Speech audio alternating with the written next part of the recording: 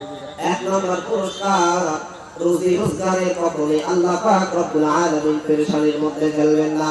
দুই নম্বর পুরস্কার, আপনি যখন দুনিয়া থেকে বিদায় নিয়ে চলে যাবেন, কবরের মধ্যে যখন যাবেন, কবরের মধ্যে দুই পাশের মাটির চাপ, এত কঠিন চাপ, আল্লাহ পাক রব্বুল আলামিন ওই পাঁচ ওয়াক্ত নামাজ আদায়কারী নারী পুরুষদের ওই কবরের আযাব মাফ করে দিবেন।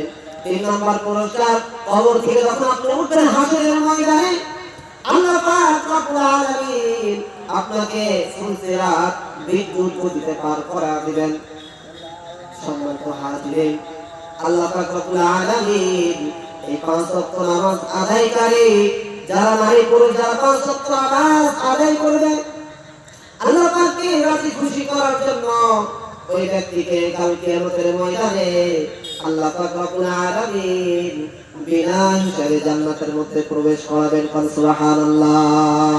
তাহলে নামাজ যারা আদায় করবে